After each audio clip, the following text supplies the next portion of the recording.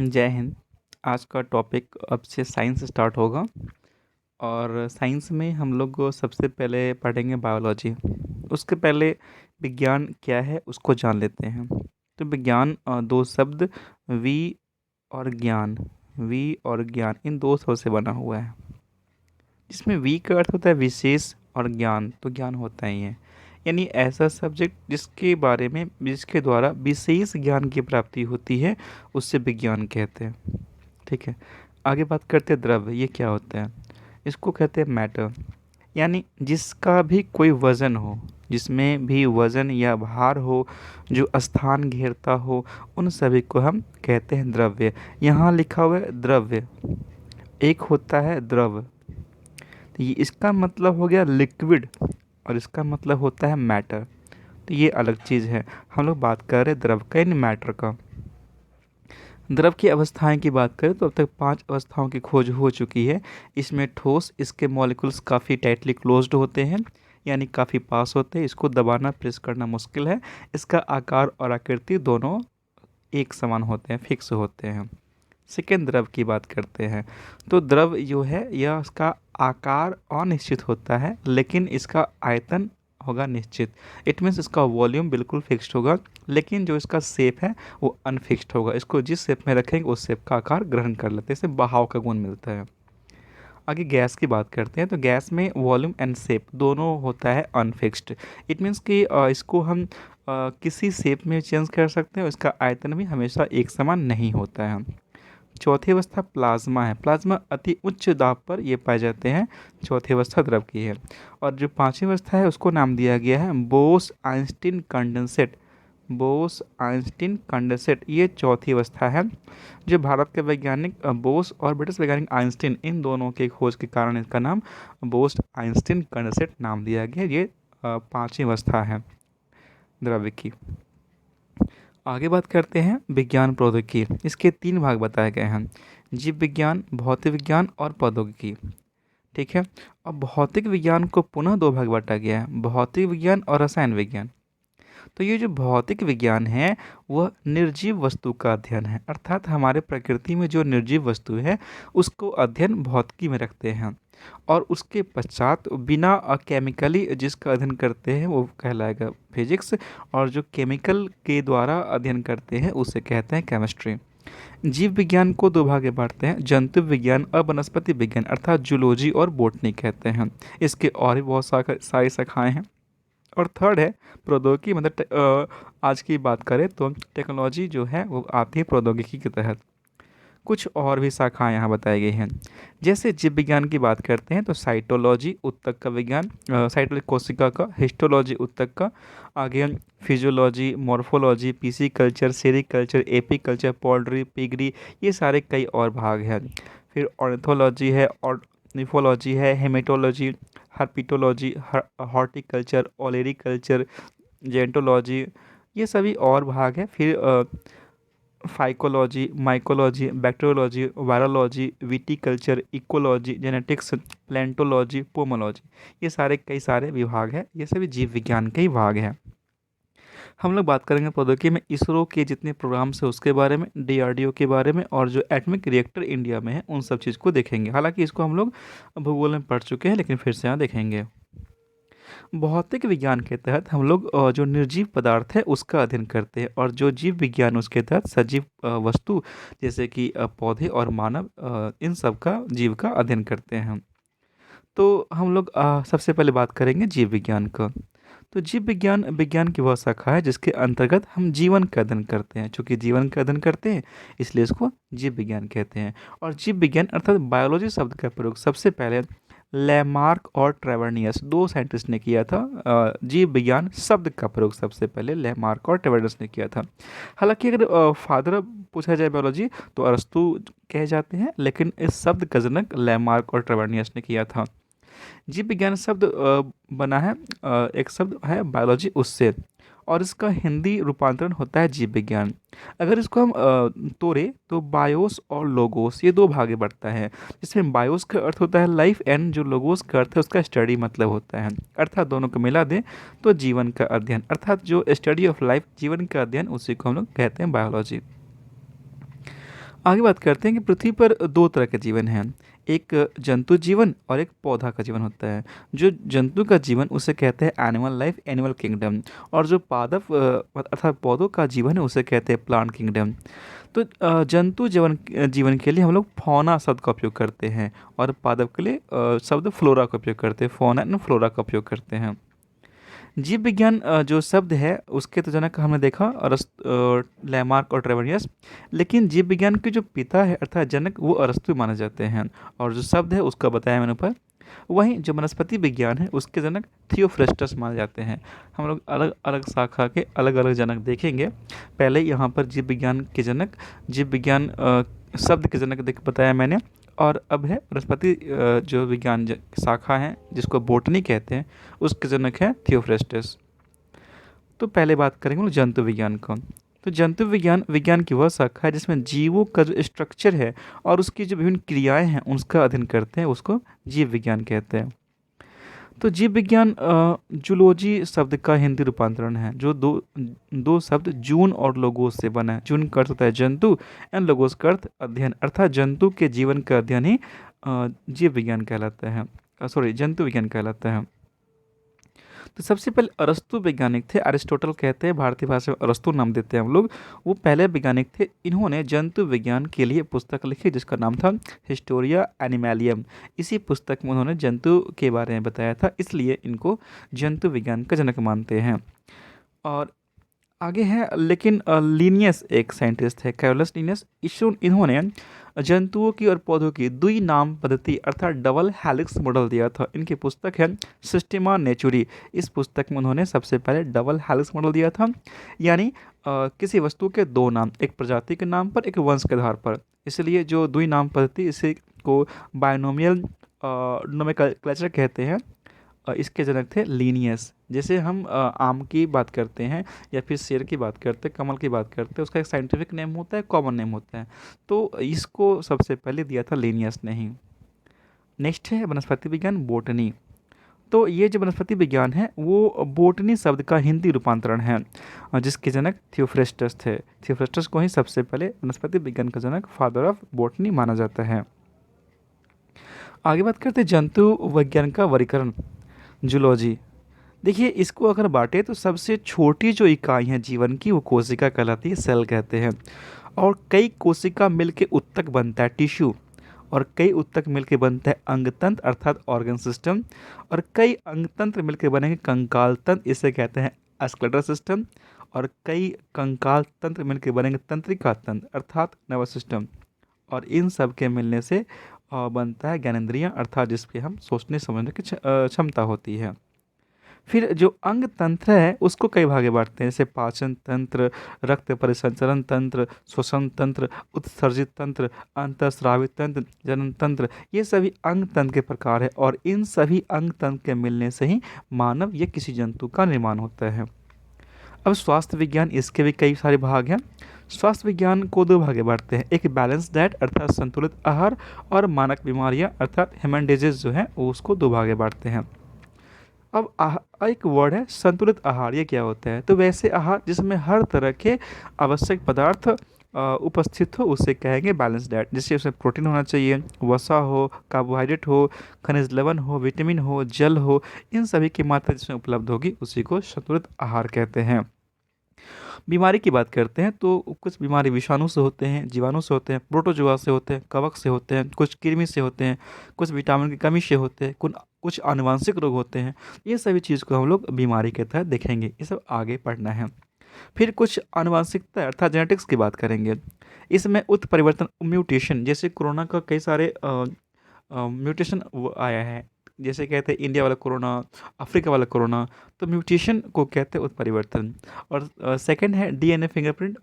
Third है सुजननिकी and बुद्धि भागफल। ये सभी भाग होगा आनुवंशिकता के तहत अर्थात जेनेटिक्स के तहत।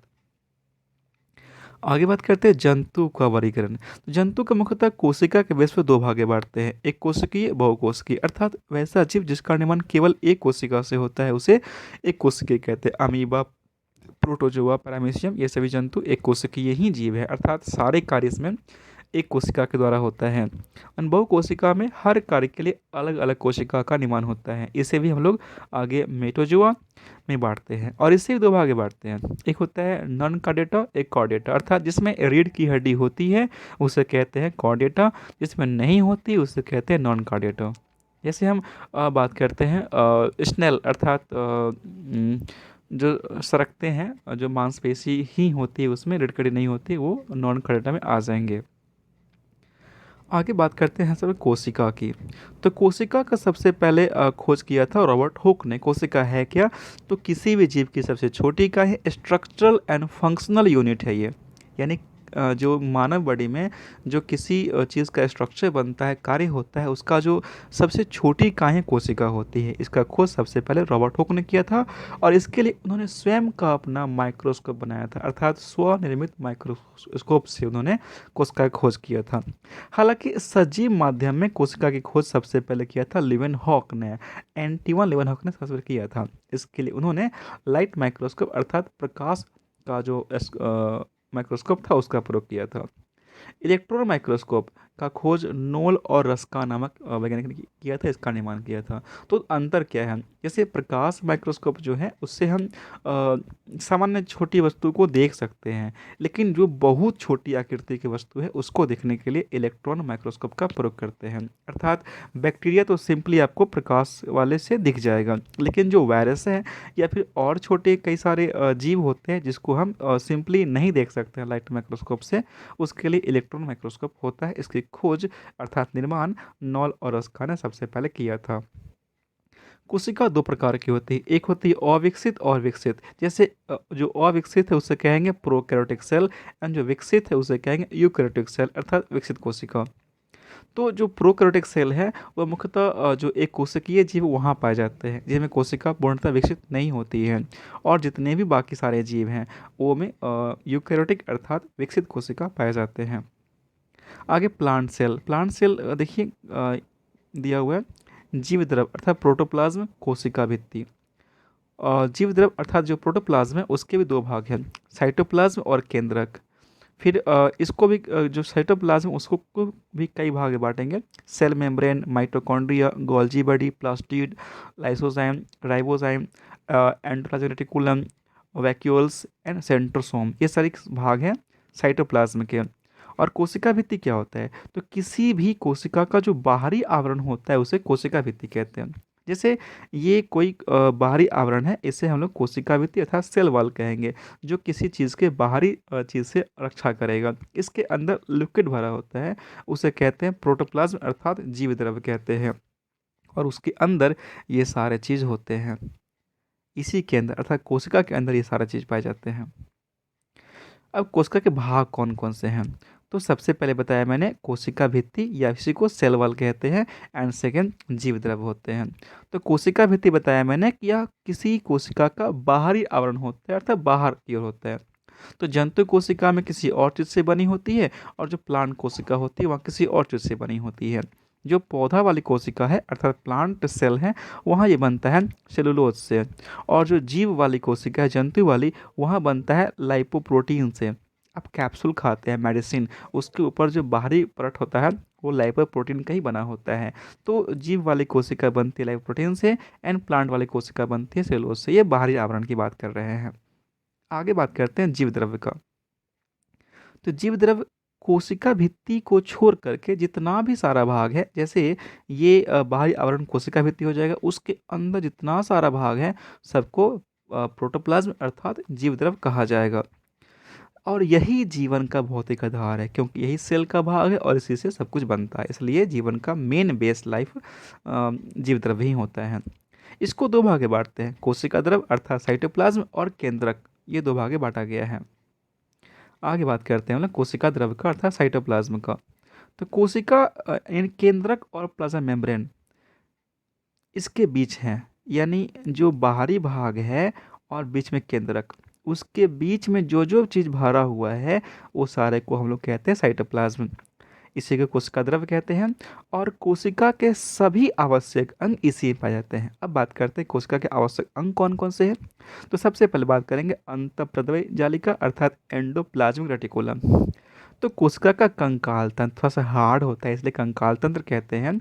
और इसी ईआर पर, शॉर्ट में ईआर कहते हैं, एंडोप्लाज्मिक रेटिकुलम, शॉर्ट में ईआर कहते हैं, इसी पर राइबोसोम लगे होते हैं। ईआर के दो भाग होते हैं, एक होता है एस ई आर अर्थात smooth endoplasmic reticulum, and second R E R अर्थात रफ एंडोप्लाज्मिक रेटिकुलम। यानी जिस ईआर पर राइबोसोम लगे होंगे उसको हम लोग रफ एंडोप्लाज्मिक रेटिकुलम कहेंगे, जिस पर नहीं लगे लगे होंगे वो सॉफ्ट रहेगा, उसको एस ई आर कहते हैं। तो राइबोसोम जो है वह ई आर अर्थात एंडोप्लाज्मिक रेटिकुलम पर ही लगे होते हैं, और राइबोसोम ही हमारी बॉडी में प्रोटीन का करते हैं संश्लेषण, अर्थात राइबोसोम को प्रोटीन्स फैक्ट्री अर्थात प्रोटीन का निर्माण घर भी कहा जाता है। आगे बात करते हैं माइटोकॉन्ड्रिया का। तो माइटोकॉन्ड्रिया जो है यह हमारे शरीर का ऊर्जा गृह अर्थात पावर हाउस है। जो भी ऊर्जा हमारी बॉडी में बनता है उसका निर्माण खासकर जो होता है कार्बोहाइड्रेट उसका ऑक्सीकरण करता है माइटोकॉन्ड्रिया ही, इसलिए इसको power house of the cell कहा जाता है।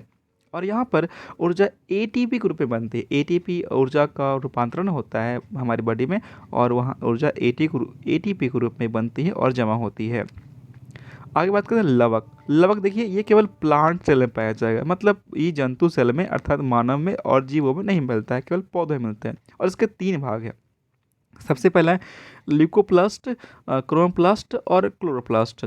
तो ल्यूकोप्लास्ट क्या नाम होता है, अवर्णी लवक, नाम से स्पष्ट है अवर्णी अर्थात इसके रंग नहीं होंगे, ये रंगहीन भाग, जो भाग रंगहीन है उसमें पाए जाएंगे, खासकर जड़ों में और तना में ये पाए जाते हैं। तो आलू, शकरकंद, गन्ना जैसे पदार्थ हैं जो कि तना और जड़ वाले भाग हैं, वहाँ ये पाए जाएंगे ल्यूकोप्लास्ट अर्थात अवर्णी लवक। सेकेंड है क्रोमोप्लास्ट, यानी इसे कहते हैं वर्णी लवक, अर्थात जो पौधों के रंगीन भाग है वहाँ पाए जाएंगे, जैसे फल, फूल, ये पत्तियाँ, इसमें ये पाए जाते हैं। टमाटर का रंग जो लाल होता है वो लाइकोपिन के कारण होता है। गाजर और मिर्च का जो रंग होता है, रंग लाल होता है, वो होता है कैरोटीन के कारण। साथ ही चुकंदर का रंग जो होता है उसका कारण होता है विटामिन, और जो बैगन का रंग है उसका कारण होता है जेंथोसाइनिन। अर्थात ये सभी जो है वो क्रोमोप्लास्ट है, अर्थात इसी कारण से उस पौधों के पत्ती या फिर फल या फिर फूल के रंग का रंग अलग अलग होता है। आगे बात करते हैं हरित लवक, इसे कहते हैं क्लोरोप्लास्ट। तो क्लोरोप्लास्ट ये पादप कोशिका का रसोई घर अर्थात किचन ऑफ द प्लांट होता है, इसी के कारण पौधे अपना भोजन बना पाते हैं, और ये मुख्यतः पौधों में होता है, पौधों की पत्तियों में होता है, इसलिए पौधों की पत्तियां हरी होती है। इसको हम लोग क्लोरोफिल भी कहते हैं, इसी में क्लोरोफिल एक अवयव होता है, और इसमें एक मैग्नीशियम धातु होती है। क्वेश्चन पूछता है कि क्लोरोप्लास्ट या क्लोरोफिल में कौन सी धातु मिलती है, तो धातु है मैग्नीशियम, और इस कारण से ही पौधे प्रकाश के उपस्थिति में अपना भोजन का निर्माण कर पाते हैं। तो लवक यानी प्लास्टिड केवल पौधे वाले कोशिका में ही पाए जाते हैं। आगे बात करते हैं लाइसोजाइम का, इसे को कहते हैं लाइसोसोम कहते हैं। यह विभिन्न हाइड्रोलिटिक एंजाइम से भरे होते हैं, इसका कार्य होता है भोजन का पाचन करना, लेकिन कभी कभी ये फट जाता है, और फटने से सारा कोशिका नष्ट हो जाता है और इंसान मर जाता है, इसलिए इसको आत्महत्या की थैली या फिर सुसाइडल बैग भी कहते हैं, यानी लाइसोसोम को आत्महत्या की थैली कहा जाता है। नेक्स्ट है राइबोसोम। यह प्रोटीन का निर्माण का काम करता है, इसलिए प्रोटीन का घर या निर्माण की फैक्ट्री या प्रोटीन्स फैक्ट्री भी कहते हैं राइबोसोम को। आगे बात करते हैं सेंट्रोसोम का। तो सेंट्रोसोम क्या होता है, केवल जंतु कोशिका में मिलता है, इसका मुख्य कार्य कोशिका का विभाजन करना होता है।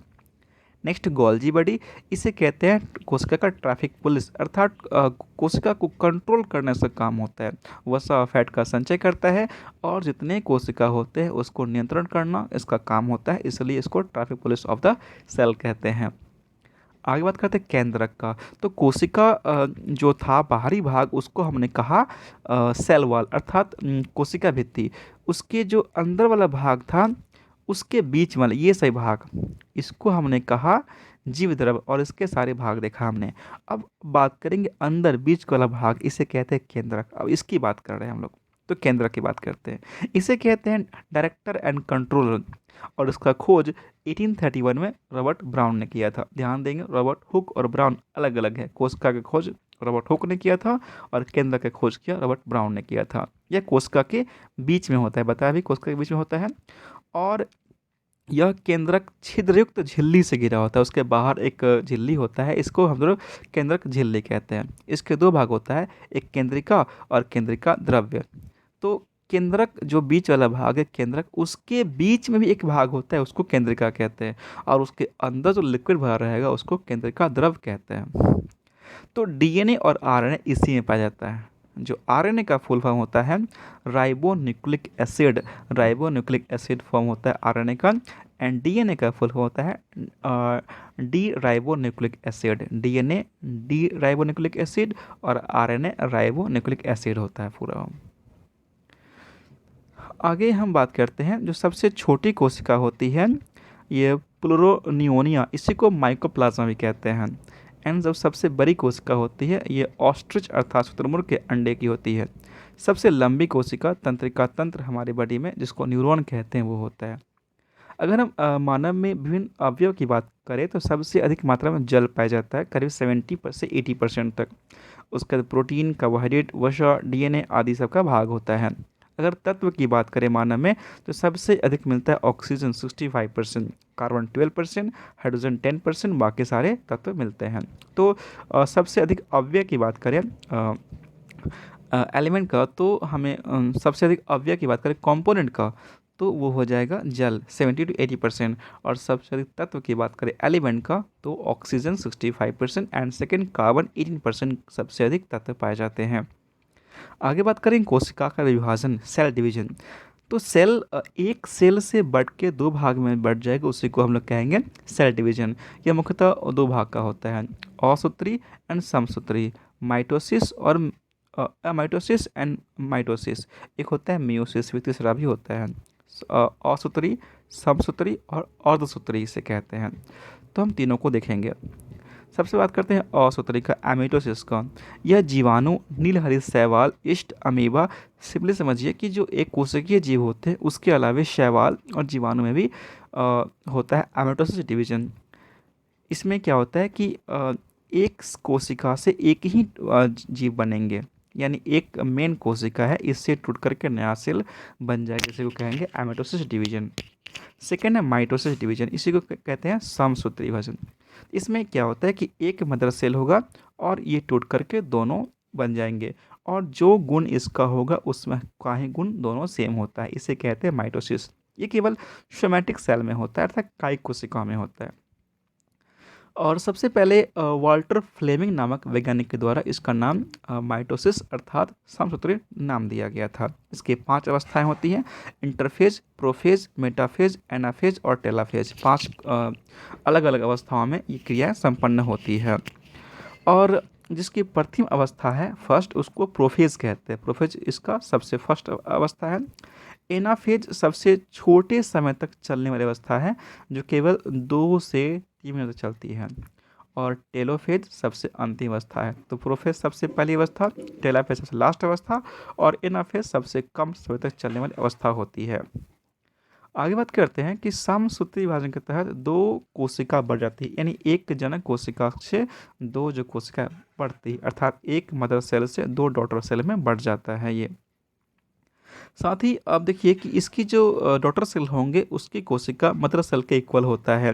साथ ही हमारे शरीर में कुछ टूट फूट जाता है, कट फट जाता है, उसका जो भरण पोषण होता है वो माइटोसिस से ही होता है। अर्थात ये हमारी जख्म में जो हो जाते हैं, घाव भरते हैं, उसका काम भी समसूत्री विभाजन अर्थात माइटोसिस ही करता है। आगे बात करते हैं मियोसिस अर्थात अर्धसूत्री विभाजन। इसको न्यूनकारी कहते हैं। इसका नाम सबसे पहले फॉर्मर और मोरे नामक वैज्ञानिकों ने इसका नाम दिया था, मियोसिस ने। साथ ही इसकी ओर सबसे पहले वीजमैन ने ध्यान दिया था, और हालांकि इसकी व्याख्या सबसे पहले स्टुअर्ट बर्गर ने किया था। इसका ध्यान रखेंगे, फॉर्मर और मोरे इसने सबसे पहले नाम दिया था। इसकी अवस्थाएं भी 2 होती है मुख्यतः, मियोसिस फर्स्ट एंड सेकंड। और फर्स्ट भी 4 अवस्था में होती है, prophase first, metaphase first, anaphase first and telophase first. ये सारे कोशिका के बारे में हम लोग अध्ययन किए अभी। तो कुछ देखते हैं इसके बारे में। जैसे कोशिका में जीव द्रव पाया जाता है, इसका जिसे वैज्ञानिक हक्सले ने जीवन का भौतिक आधार बताया था, अर्थात जीव द्रव को जो जीवन का भौतिक आधार है ये कहा था हक्सले वैज्ञानिक ने। जीवद्रव्य में सबसे अधिक मात्रा में जल पाया जाता है। बताया मैंने कि जीवद्रव्य में मुख्यतः लिक्विड भरे होते हैं और सबसे अधिक इसमें जल पाया जाता है। और जबकि जल के बाद सबसे अधिक होगा प्रोटीन। ऊपर देखा हमने डेटा में। लाइसोसोम का काम क्या है, तो ये प्रोटीन फूड का पाचन करता है और इसको आत्महत्या की थैली कहते हैं। साथ ही इसको कोशिका का एटम बम कहा जाता है। क्यों? फट गया तो इंसान मर जाता है, इसलिए इसको कोशिका का एटम बम कहते हैं। लाइसोसोम को कोशिका का पाचक थैला माना जाता है, जिसमें जल अपघटनीय एंजाइम पाए जाते हैं, जिसके द्वारा यह बाहरी और अंतःकोशिकीय पाचन में सहायता करता है। प्रोटीन का जो संश्लेषण है वो काम कौन करता है, तो राइबोसोम यानी राइबोसोम करता है, इसलिए उसको प्रोटीन्स फैक्ट्री कहते हैं।